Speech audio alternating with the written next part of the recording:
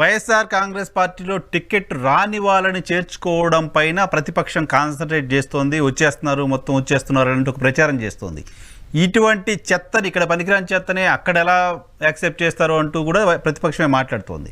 So ఇప్పుడు వాళ్ళనే తెచ్చి దగ్గర పెట్టుకోవడం ద్వారా ప్రతిపక్షానికి కలిగే గెయిన్ ఏంటి? ప్రతిపక్షం చాలా లాస్ పోతుంది. అయితే వీళ్ళకి ఈ విషయం ఇప్పుడు అర్థం కాదు. ఇప్పుడు ఉన్నటువంటి బట్టని రేపు బోడుగుండ అయితే కానీ తెలుగుదేశం పార్టీకి జనసేనకు అర్థం కాదు. ఎందుకంటే నరసింహరావు గారు ఒకప్పుడు రాజకీయాలు ప్రజలు చాలా అంటే రాజకీయాలని ప్రజల జీవన ప్రజలు కొంచెం దూరం నుంచి చూసేవాళ్ళు.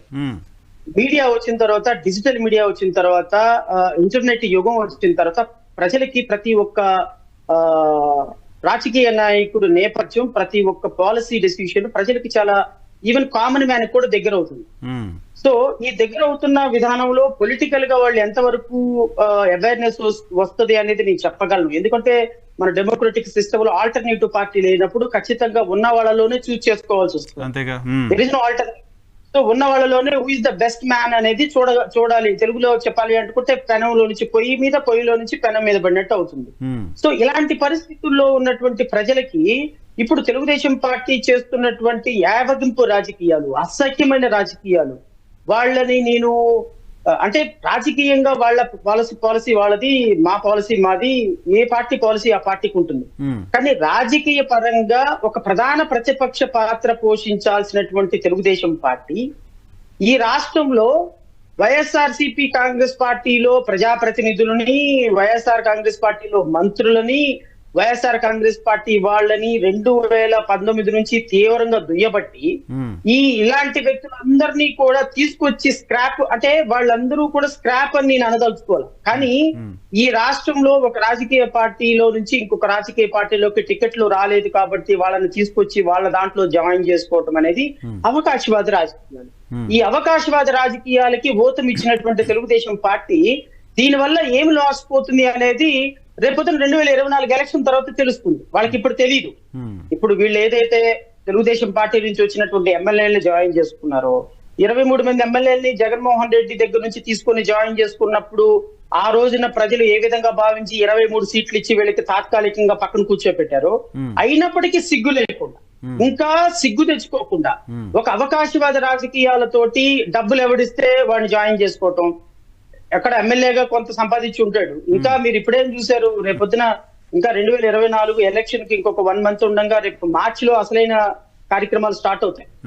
ఎప్పుడైతే ఈ తెలుగుదేశం పార్టీ అధికారంలోకి వస్తుంది, జనసేన లేకపోతే అధికారంలోకి వస్తుందని ఏమైనా సర్వే రిపోర్ట్లు కనుక చెప్తే అప్పుడు దూకే వాళ్ళని వీళ్ళు జాయిన్ చేసుకునే దాంట్లో వీళ్ళు వాళ్ళ దగ్గర 100 కోట్లు, వీళ్ళ దగ్గర 50 కోట్లు తీసుకుని చేంజ్ చేసుకునేటువంటి పద్ధతికి ఖచ్చితంగా ప్రజలు చాలా సీరియస్ గా కన్సర్న్ ఉంటుంది. ఐ డోంట్ థింక్ సో వీళ్ళు ఈ విధంగా న్యూట్రల్ పాలిటిక్స్ కాకుండా అక్కడి నుంచి ఇక్కడికి కన్వర్ట్ చేసే పాలిటిక్స్ వల్ల తెలుగుదేశం పార్టీ కూటమి ఖచ్చితంగా నష్టపోతుందని అయితే నేను భావిస్తాను. కానీ కొంతమంది తెలుగుదేశం పార్టీకి సంబంధించిన నాయకులు చెప్తున్న మాట, 2014లో రాష్ట్ర విభజన సందర్భంగా కూడా చాలా మంది కాంగ్రెస్ నుంచి అక్కడి నుంచి ఇక్కడ నుంచి తెలుగుదేశం పార్టీ జాయిన్ చేసుకుంటే ఇదే మాటలు మాట్లాడారు, చెత్త అంతా చంద్రబాబు నాయుడు గారు పోగేసుకుంటుండో అని మాట్లాడారు. కానీ ఆ రోజు మేము అధికారంలోకి వచ్చాము, మాకంటూ ఒక స్ట్రాటజీస్ ఉన్నాయని మాట్లాడుతున్నారు. ఏంటి దానికి దీనికి ఎలా కంపారిజన్ చెప్తారు? 2014 ఎలక్షన్, 2024 ఎలక్షన్స్ రెండు కూడా చాలా డిఫరెంట్ షేడ్స్ లో జరుగుతాయి. ఎందుకంటే 2014లో వైఎస్ఆర్సీపీ ప్రభుత్వం ఏ రోజు అధికారంలో లేదు. సో అప్పుడు 2014లో విభజిత ఆంధ్రప్రదేశ్ రాష్ట్రం, కొత్తగా ఏర్పడిన రాష్ట్రంలో జగన్మోహన్ రెడ్డి గారు కరెక్టా, చంద్రబాబు నాయుడు కరెక్టా అని ప్రజలు చూశారని నేనైతే భావించటం. 2014లో ఆంధ్ర విడిపోయినప్పుడు తెలంగాణ మనకు అన్యాయం చేసింది అనేటువంటి ఒక ఎమోషనల్ ఫీలింగ్ లో ఈ రాష్ట్రాన్ని కొద్ది గొప్ప బాగు చేయగలిగినటువంటి వ్యక్తి, కాస్త విఘ్నత ఉన్నటువంటి వ్యక్తి, లేకపోతే కొంత ఎక్స్పీరియన్స్ ఉన్నటువంటి వ్యక్తి, ఒక సీనియర్ పొలిటీషియన్ గా చంద్రబాబు నాయుడు గారు అయితే బాగుంటుందని రాష్ట్ర ప్రజలు భావించారు. That is the only agenda. 2014లో వేరే ఎజెండా లేదు. 2014లో జగన్మోహన్ రెడ్డి గారి ఎజెండా ఇంకోటి లేదు. ఎవరు జాయిన్ చేసుకున్నా, ఎవరు ఇచ్చినా, ఎవరు చేసినా చంద్రబాబు నాయుడు గారిని ఒక టర్మ్ కొత్తగా ఏర్పడిన రాష్ట్రాన్ని పరిపాలించడానికి ఒక అవకాశం ఇద్దామని ఎజెండా జరిగింది. నాకు తెలిసి 2014లో ఎవరు గెలిచారు, ఎవరు జాయిన్ అయ్యారు, ఎవరు జాయిన్ చేసుకోలేదు అనేది ఇక్కడ మ్యాటర్ కాదు. ఇప్పుడు తెలుగుదేశం పార్టీ ఈ 2019 నుంచి 2024 వరకు చాలా సీరియస్ గా మా కార్యకర్తల మీద కేసులు పెట్టారు, మమ్మల్ని జైలుకు పంపించారు, రాష్ట్రాన్ని నాశనం చేశారు, సర్వనాశనం చేశారు. అమరావతి నేను ఒక సింపుల్ ఎగ్జాంపుల్ చెప్తాను. మళ్ళీ అదే నేను అమరావతి దగ్గరికి వెళ్తే మీరు అంటారు అమరావతి టికెట్ తాడుకుని టికెట్ ఆశించి ఉండవల్లి టార్గెట్ చేస్తున్నారు. నేను అనేది నేనేమంటానంటే నేను అమరావతి రైతులకి కన్సర్న్ గా ఒక మాట మాట్లాడతాను. అమరావతి రైతుల మహిళల మీద విపరీతమైన పోలీస్ దాడులు చేపించి లాఠీలతోటి కొట్టించి అమరావతి రైతులు మహిళా రైతుల మీద కొన్ని వందల కేసులు పెట్టించింది Undavalli Sridevi. Undavalli Sridevi is the backbone for all these atrocities happened in Tatikonda. ఇప్పుడు ఆవిడ మీకు 2023 వరకు 2023 జూన్ జూలై వరకు కూడా ఎమ్మెల్సీ ఎలక్షన్ జరిగేంత వరకు ద్రోహి. అసలు అమరావతిలో ఆవిడ తిరగటానికి కూడా ఒప్పుకోలు అక్కడ ఉన్న రైతులు కానీ తెలుగుదేశం పార్టీ కార్యకర్తలు కానీ. ఆల్ ఆఫ్ సడన్ మీకు ఒక ఓట్ వేసిందని చెప్పేసి అమరావతి రైతులకి అమరావతికి నాశనం చేసినటువంటి శ్రీదేవిని తీసుకొచ్చి మీ పార్టీలో జాయిన్ చేసుకున్నారు అంటే what it indicates, what morality you have అంటే అది మీ పార్టీ ఇష్టం, నీ కాదనటంలా. కానీ ప్రజాప్రతినిధులుగా ఒక ప్రాంతానికి అన్యాయం చేసినటువంటి వ్యక్తులని కేవలం మీకు ఓటేశారన్న కారణంగా తీసుకొచ్చి పెట్టుకోవటం అనేది ఇట్స్ నథింగ్ బట్ దాన్ని ఏమంటారంటే దిగజారుడు రాజకీయాలకి ఇది ఒక మచ్చు తునక. సో ఇప్పుడు అక్కడ బాలశౌరి ఉన్నాడు ఎంపీ, అతన్ని జాయిన్ చేసుకుంటున్నారు. నిన్నటి వరకు వైఎస్ఆర్ కాంగ్రెస్ పార్టీలో ఎంపీగా ఉంది, ఇప్పుడు ఈ రోజు జాయిన్ చేసుకుంటున్నారు. అక్కడ పార్థసారథి ఉన్నాడు, అతన్ని జాయిన్ చేసుకుంటున్నారు. అంటే వీళ్ళు నిన్నటి వరకు నెల్లూరులో ఉన్నటువంటి ఆనవ రామనారాయణ గాని, లేకపోతే కోటమిరెడ్డి శ్రీధర్ రెడ్డి గాని, లేకపోతే ఇంకొక మేకతోటి కానీ వీళ్ళు రేపొద్దున మన ఎమ్మెల్సీ ఎలక్షన్ లో మీకు ఓటేశారనేగా. అంటే నిజాయితీ రాజకీయాలు, నీతి రాజకీయాలు, ఈ రాజకీయాలకి మేమే బ్రాండ్ అంబాసిడర్ అని చెప్పేటువంటి మీరు కూడా పనికి మాలిన నీతి లేని రాజకీయాలకి బ్రాండ్ అంబాసిడర్ గా మిగిలిపోతే ఈ రాష్ట్రంలో ప్రజాస్వామ్యం గురించి, నీతి రాజకీయాల గురించి మాట్లాడే అర్హత చంద్రబాబు నాయుడుకి ఎక్కడ ఉంటుంది, నారా లోకేష్ కి ఎక్కడ ఉంటుంది? మీరు కూడా అవకాశవాద రాజకీయాలే కదా చేసేది.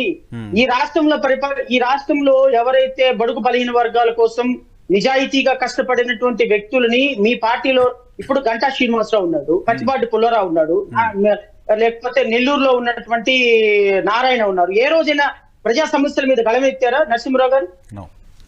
ఈ 5 సంవత్సరాల్లో ఏ సమస్య మీదైనా మాట్లాడారా? ఇప్పుడు వాళ్ళందరికీ కోట్ల రూపాయలు తీసుకుని రేపొద్దున వాళ్ళకి టికెట్లు ఇచ్చి వాళ్ళని ఈ రోజు లైమ్ లైట్ లోకి తీసుకొచ్చే తెలుగుదేశం పార్టీ కార్యక్రమాలు ప్రజలు నమ్మకూడదు అంటున్నా నేను. వాళ్ళ party internal issue. I don't want to comment as being నాకు కూడా ఒక పార్టీ ఉన్న కారణంగా. కానీ ప్రజా సమస్యల కోసం వచ్చి రేపు ఓటు అడగాలి, రేపు నేను ముఖ్యమంత్రి అవ్వాలి అనుకున్నప్పుడు, ముఖ్యమంత్రి అవ్వాలనుకున్నటువంటి వ్యక్తి 2014 నుంచి 19 వరకు పరిపాలన చేసినటువంటి ఈ వ్యక్తి ఈ రాష్ట్రానికి ఏం చేస్తుందో చెప్పాలి కదా ప్రజలకి. ఇప్పుడు నేను కొత్తగా వస్తున్నాను సార్. ఈవెన్ పవన్ కళ్యాణ్ గారిని కూడా నేను అంటున్నా, పవన్ కళ్యాణ్ గారు he never elected as N MLA, ఈ నెవర్ బీ ఇన్ గవర్నమెంట్. రేపొద్దున ఆయన ఏమంటాడమ్మా, నాకు ఒకసారి ఎమ్మెల్యేగా ఎన్నుకోండి, లేకపోతే ఒక ముఖ్యమంత్రిని చేయండి, 2024లో నాకు అధికారం ఇవ్వండి, ప్రజలకు నేను ఏదో ఒకటి చేస్తానని చెప్పేదానికి ఒక క్వాలిఫికేషన్ ఉంటుంది. There is a reasonableness. కానీ 2014 నుంచి 19 వరకు ముఖ్యమంత్రిగా చంద్రబాబు నాయుడు గారు చేశారు, మంత్రిగా నారా లోకేష్ గారు చేశారు. మీరు ఈ 5 సంవత్సరాల్లో రాష్ట్ర ప్రజలకు ఏం చేశారో చెబితే 2024లో మీకు ఓటు వేయాలా వద్దా ప్రజలు నిర్ణయం చేసుకుంటారు. సో 2024లో మీరు ఓటు అడగాలి అంటే ప్రజలకి 2014లో మీరు ఏం చేశారో ప్రజలకు చెప్పాలి. మీరు ఏం పాలసీస్ తీసుకొచ్చారో చెప్పాలి, రాష్ట్రాన్ని ఎలా అభివృద్ధి చేశారో చెప్పాలి. లేకపోతే 2024లో మాకు మళ్ళీ అధికారం ఇస్తే అదిగో 14 నుంచి 19 వరకు చేసిన కార్యక్రమాలను మళ్ళీ చేస్తామని చెప్పాలి. లేదా ఆప్షన్ బి కూడా చెప్తాను నేను, లేదా 2014 నుంచి 19 వరకు ఈ రాష్ట్రాన్ని దోచుకున్నాం, ఈ రాష్ట్రాన్ని నాశనం చేసాం, ఈ రాష్ట్రంలో మేము ఏమీ చేయలేదు, వీఆర్ సారీ, ఆంధ్రప్రదేశ్ రాష్ట్ర ప్రజలకు మేము క్షమాపణ అడుగుతున్నాం, మా తప్పు మేము తెలుసుకున్నాం, మేము ముక్కు నేలకు రాసి క్షమాపణ అడుగుతాం, 2024లో మళ్ళీ మాకు అవకాశం ఇస్తే ఈసారి మా తప్పులు మేము తెలుసుకొని మరలా చక్కగా పరిపాలిస్తాం, పాత రిపీట్ చేయమన్నానని చెప్పాలి. These are the 2 options available to the TDP. Not only TDP, even Pawan Kalyan కూడా ఈ ఆప్షన్ ఎవరికైనా జనరల్ గా అవే ఉండాలి. Because Pawan Kalyan is also part and parcel of the government. 2014 నుంచి 19 వరకు though he may not be part and they may not contest in the election, but he also part and parcel of the ruling party. Alliance లో partner, ప్రభుత్వంలో కాదుగా. Alliance లో partner sir. I'm supporting you. So మీరు చేసినటువంటి తప్పులకి నేనే బాధ్యుల. రేపొద్దున ఇప్పుడు పవన్ కళ్యాణ్ చూసి కొంతమంది ఓటేస్తారు తెలుగుదేశం వాళ్ళకి. తెలుగుదేశం తెలుగుదేశం పార్టీ అధికారంలోకి రావడానికి Pawan Kalyan directly or indirectly is also influenced the voters. So now ఓటర్లకి సమాధానం చెప్పాల్సినటువంటి బాధ్యత పవన్ కళ్యాణ్ కూడా ఉంటుంది. సో ఇట్లాంటి దొంగలక నేను ఓట్లేయమని చెప్పింది, ఇట్లాంటి నీచులక ఓట్లేయమని చెప్పింది, ఇలాంటి దగాకోరులక ఇదిగో ఈ నారా లోకేష్ దోచుకు తిన్నాడు అని వందల మీటింగుల్లో రంకెలే చెప్పినటువంటి పవన్ కళ్యాణ్ గారు షార్ట్ టర్మ్ మెమరీలో ఆయన చెప్పినటువంటి మాటలు మర్చిపోయినారు. దానికి ప్రజలకు సమాధానం చెప్పి తీరాలి. ప్రజాస్వామ్యంలో ప్రజలను మోసం చేసి మళ్ళీ అధికారంలోకి రావాలి అనుకున్నటువంటి పార్టీలని ప్రజలకి వాళ్ళ మోసాలను చూపించి వీళ్ళని ఎన్నుకోవద్దని చెప్పాల్సిన బాధ్యత కూడా మా మీద ఉంటుంది యాజ్ అ పొలిటికల్ పార్టీ. ఎందుకంటే వాళ్ళకున్న డబ్బుతోటి, వాళ్ళకున్న ఫేమ్ తోటి, వాళ్ళకున్నటువంటి ప్రీవియస్ లెగసీ తోటి ఈ రాష్ట్రాన్ని మరలా పరిపాలించాలని చూస్తున్నటువంటి రాజకీయ పార్టీలన్నిటికీ కూడా ప్రజల దగ్గరికి వెళ్ళి వీళ్ళ నిజ స్వరూపాన్ని బయట పెట్టాల్సినటువంటి బాధ్యత మా మీద ఉంటుంది కదా రాజకీయ పార్టీలుగా. డెఫినెట్ గా ఉంటుంది.